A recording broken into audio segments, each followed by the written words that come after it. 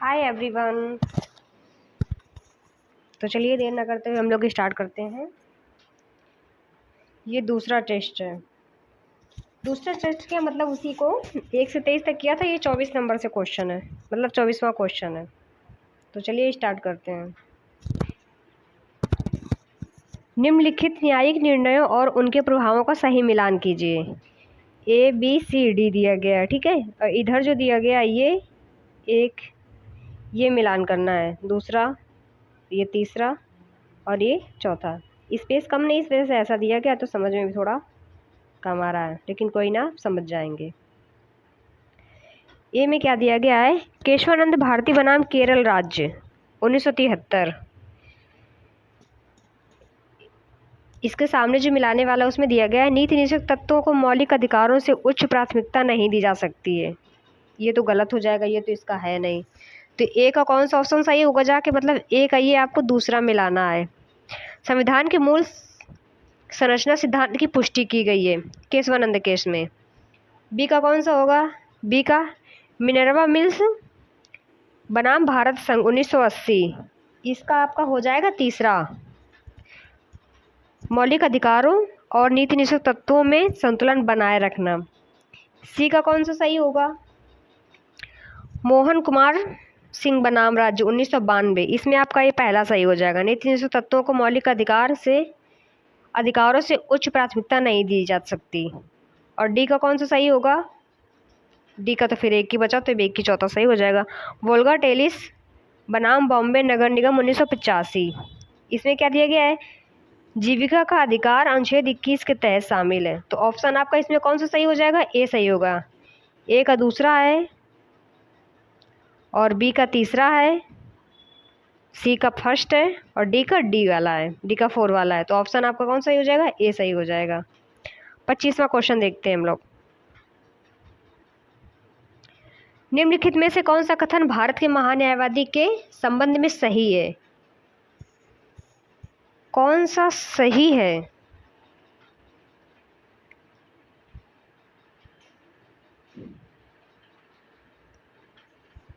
कौन सा सही है, मतलब 3 इसमें गलत दिए गए, लेकिन एक है क्या है वो सही है, उसके बारे में देखना है आपको। महान्यायवादी को संसद के किसी भी सदन में भाग लेने और मतदान करने का अधिकार होता है। ये तो गलत है। महान्यायवादी को भारत का सर्वोच्च विधि अधिकारी माना जाता है। तीसरा देखते हैं। महान्यायवादी को राष्ट्रपति के परामर्श से लेकर लोकसभा द्वारा नियुक्त किया जा सकता है। ये भी गलत है। महान्यायवादी को केवल सर्वोच्च न्यायालय में ही भारत सरकार का प्रतिनिधित्व करने का अधिकार है। ये भी गलत है। ऑप्शन आपका कौन सही है? बी सही होगा। महान्यायवादी को भारत का सर्वोच्च विधि अधिकारी माना जाता है। ऑप्शन आपका कौन सा सही है? बी सही है। सही पूछा है तो सही भी होगा। क्वेश्चन नंबर 26 देखते हैं। निम्नलिखित कथनों पर विचार कीजिए। पहला क्या है? ये भी महान्यायवादी के बारे में एक क्वेश्चन दिया गया है। महान्यायवादी का कार्यकाल संविधान द्वारा निश्चित रूप से 5 वर्षों के लिए निर्धारित किया गया है। नहीं, ऐसा नहीं है। ये तो राष्ट्रपति के विवेक पर है ना, ये गलत हो जाएगा। दूसरा क्या है? महान्यायवादी को संविधान के अनुच्छेद 76 के तहत नियुक्त किया जाता है। ये सही है। तीसरा क्या कह रहा है? महान्यायवादी को भारत सरकार के किसी भी मंत्रालय से विधिक जानकारी प्राप्त करने का अधिकार होता है। ये भी सही है। चौथा क्या है? महान्यायवादी की योग्यता उच्चतम न्यायालय के न्यायाधीश के समान होनी चाहिए। ये भी सही है। तो ऑप्शन एक आपका गलत है। एक गलत होने के बाद आपका ये एक भी कट जाएगा, सी भी कट जाएगा और डी भी कट जाएगा, क्योंकि एक ही तो गलत है ना। तो ऑप्शन आपका क्या सही होगा? बी सही होगा। मतलब दूसरा, तीसरा, चौथा सही है। क्वेश्चन नंबर 27 देखते हैं। कथन और कारण वाला है क्वेश्चन। भारत का महान्यायवादी सरकार का मुख्य विधिक सलाहकार होता है और उसे सरकारी नीतियों का समर्थन करना अनिवार्य होता है। कारण क्या दिया गया है? महान्यायवादी को सरकार का प्रतिनिधित्व करने के लिए किसी भी न्यायालय में उपस्थित होने का अधिकार होता है, लेकिन स्वतंत्र रूप से अपने विचार की भी व्यक्त कर सकता है। कौन सा सही होगा? इसमें ए तो गलत है, लेकिन बी आपका क्या है? सही है। तो ऑप्शन इसमें कौन सा सही होगा? डी सही होगा। ए गलत है, बी सही है, तो आंसर आपका कौन सा होगा? बी होगा। क्वेश्चन नंबर 28 देखते हैं। निम्नलिखित कथनों पर विचार कीजिए। नंबर 1, भारत के सभी राज्यों में राज्यपाल का कार्यकाल संविधान द्वारा निश्चित रूप से 5 वर्षों का होता है। दूसरा देखते हैं, राज्यपाल की नियुक्ति राष्ट्रपति द्वारा की जाती है, लेकिन राज्य विधानमंडल की सहमति आवश्यक होती है। तीसरा, राज्यपाल को पद की शपथ उच्चतम न्यायालय के मुख्य न्यायाधीश द्वारा दिलाई जाती है। चौथा, अनुच्छेद 163 के अनुसार राज्यपाल केवल मंत्रिपरिषद की सलाह से कार्य करने के लिए बाध्य होता है। जहां ये केवल शब्द आ जाए वहां सोचो कुछ ना कुछ तो गलत है। तो ये चौथा क्या हो जाएगा? आपका गलत हो जाएगा। और चौथा गलत होने से हम कितने ऑप्शन काट सकते हैं? एक ही कटेगा, वो भी सी केवल, बाकी तो कटेंगे ही नहीं। आपका दूसरा भी क्या है? गलत है। तो आपका सही कौन सा हो जाएगा? पहला और तीसरा सही है। पहला और तीसरा सही, तो ऑप्शन आपका क्या होगा? डी सही है।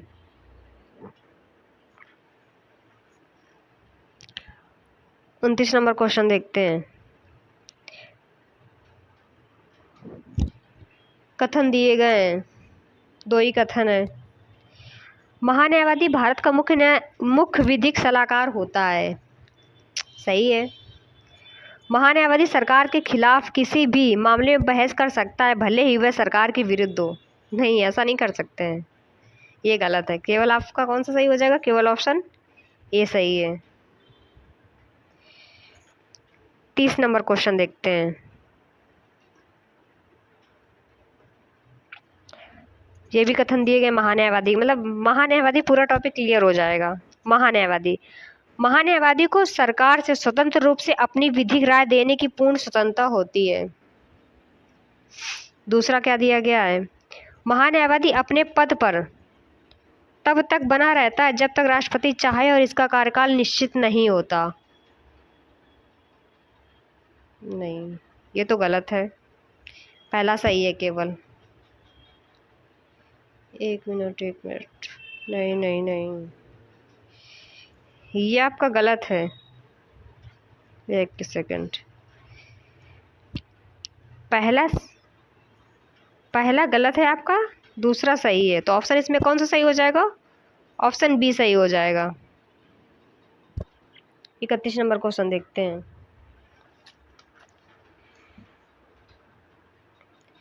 ये भी महान्यायवादी के बारे में। महान्यायवादी किसी भी न्यायालय में निजी वकालत कर सकता है बशर्ते वह सरकार के खिलाफ ना हो। सही है, कर सकता है। दूसरा नंबर, महान्यायवादी को मंत्रिपरिषद की बैठकों में भाग लेने का निर्णय का अधिकार होता है। नहीं, ये गलत है। ऑप्शन आपका क्या होगा? ऑप्शन ए केवल सही है। क्वेश्चन नंबर 32 देखते हैं। ये भी कथन में ही दिया गया है। भारतीय संविधान केवल जन्म के आधार पर नागरिकता प्रदान करता है और किसी भी अन्य माध्यम से नागरिकता प्राप्त नहीं की जा सकती है। ये तो गलत है, देखते ही। दूसरा क्या है? संविधान के अनुच्छेद 11 के तहत संसद में नागरिकता से संबंधित कानून बनाने का अधिकार है। ये आपका सही है। तो ऑप्शन कौन सा सही हो जाएगा? ऑप्शन बी सही है। क्वेश्चन नंबर 33 देखते हैं।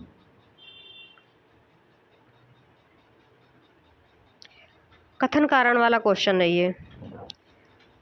नागरिकता अधिनियम 1955 के तहत भारत की नागरिकता अर्जित करने के सभी तरीके केवल संविधान में उल्लिखित हैं।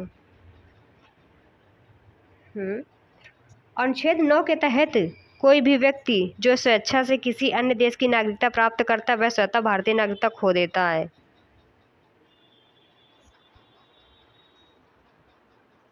स्वतः नागरिकता खो देता है।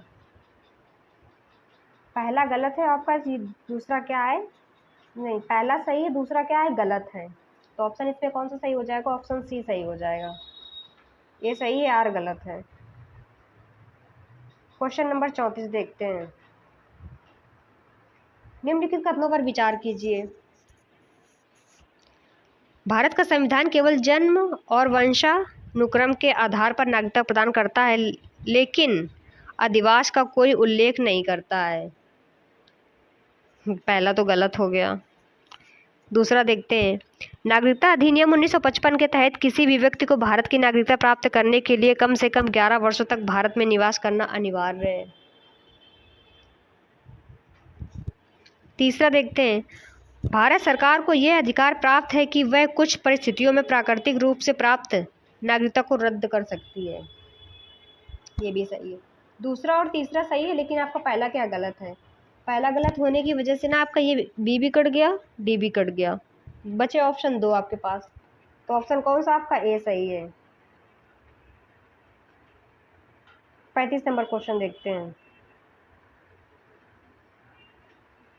निम्नलिखित कथनों पर विचार करें।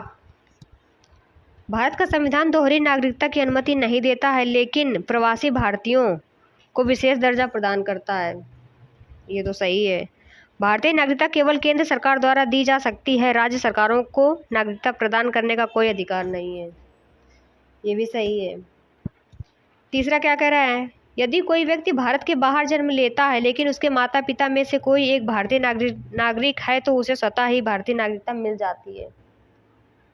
ये गलत है। आपका 1 और 2 सही है, तो ऑप्शन आपका 1 और 2 ए में दिया गया है।